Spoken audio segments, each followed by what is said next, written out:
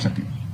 साथियों, आतंकियों ने पहलगाम में धर्म पूछकर हमारे निर्दोष लोगों को मारा। उसके बाद आपने जो जवाब दिया उसे पूरी दुनिया ने देखा है। उन्होंने यह नहीं सोचा कि आम नागरिकों ने उनका क्या बिगाड़ा है, उन्होंने ऐसा क्या किया है कि उन्हें मार दिया जाए।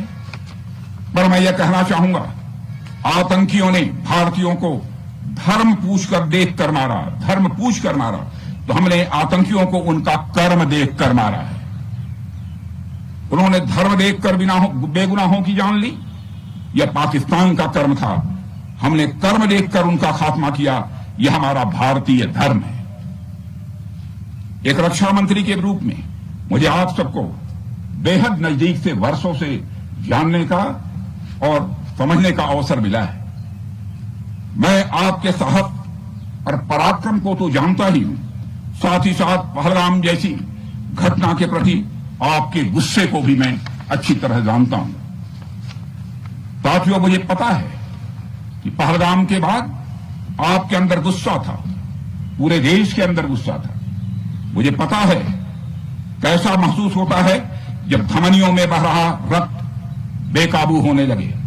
और मुझे इस बात की खुशी भी है कि आपने अपने गुस्से को सही दिशा देते हुए बड़ी बहादुरी और सूझबूझ के साथ पहलगाम का बदला लिया है। रही बात पाकिस्तान की, तो उसकी बात ही क्या करूं आपसे।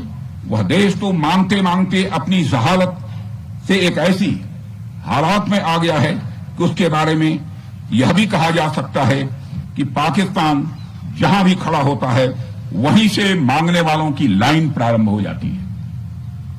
अभी आपने सुना ही होगा कैसे वह फिर एक बार इंटरनेशनल मॉनेटरी फंड IMF के पास कर्ज मांगने गया। वहीं दूसरी तरफ हमारा देश है कि हम आज उन देशों की श्रेणी में आते हैं जो IMF को फंड देते हैं ताकि IMF गरीब देशों को कर्ज दे सके। ऐसी स्थिति में हमारा यह भारत है। रामचरितमानस में स्वामी तुलसीदास जी ने लिखा है, जहां सुमतितः संपत्ति नाना, जहां कुमतितः विपत्ति निदाना। यानी जहां सुमति होती है, अच्छी नीतियां होती हैं, वहां सुख और समृद्धि होती है, और जहां कुमति होती है, बुरी मति होती है, केवल दूसरों के हित की भावना होती है, वहां तरह तरह की विपत्तियां स्वाभाविक रूप से आती ही हैं। पाकिस्तान जिसका जीता जागता यह उदाहरण है। साथियों, भारत के बारे में पूरी दुनिया यह बात जानती है कि हमने हमेशा शांति को प्राथमिकता दी है। हम आमतौर पर युद्ध के समर्थक कभी नहीं रहे, लेकिन स्थितियां जब इतनी विकट हो जाएं, जब देश की संप्रभुता पर आक्रमण होने लगे, तो जवाब देना यह आवश्यक हो जाता है। राष्ट्र कवि रामधारी सिंह दिनकर जी की पंक्तियां आपके सामने रखना चाहूंगा। रुग्ण होना चाहता कोई नहीं, रुग्ण होना चाहता कोई नहीं, रोग लेकिन आ गया जब पास हो तिक्त औषधि, कड़वी औषधि। तिक्त औषधि के सिवा उपचार क्या, शमित होगा वह नहीं मिष्ठान्न से। यानी कोई बीमारी अगर लग जाए तो वह मिठाई से दूर नहीं होती, उसके लिए कड़वी दवा ही काम करती है। इसलिए आतंकवाद जैसे रोग के लिए भी ऑपरेशन सिंदूर जैसी दवा की बड़ी जरूरत हो गई थी। साथियों, पूरे देश में हमारी सेनाओं को और हमारे सैनिकों को एक सम्मान की दृष्टि से देखा जाता है। एक सशक्त राष्ट्र वही होता है जो अपनी सेनाओं को सम्मान के साथ साथ आधुनिक हथियार और साजो सामान भी दे जिसकी उसे जरूरत है। मुझे गर्व है कि आज प्रधानमंत्री जी के नेतृत्व में सरकार हमारी सेनाओं के लिए यह सब सारा काम कर रही है।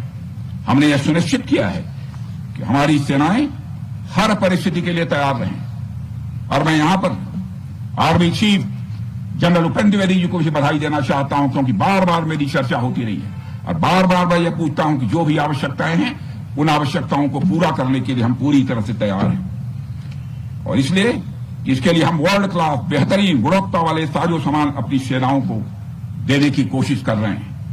आज आधुनिक राइफल्स, मिसाइल डिफेंस शील्ड और ड्रोन्स जैसी नई पीढ़ी के कई इक्विपमेंट को तेजी से भारत में ही बनाया जा रहा है। साथियों, इसके अलावा सीमावर्ती इलाकों में हमने जो काम किया है वो आप सब देख रहे होंगे। आज एलएसी और एलओसी पर भी कनेक्टिविटी है, वैसी पहले शायद कभी नहीं थी। हमने हर स्तर पर यह दिखाया है कि हमारी सरकार केवल युद्ध भूमि पर ही नहीं बल्कि व्यक्तिगत रूप से और पारिवारिक रूप के साथ अपने सेना के जवानों के साथ खड़ी है।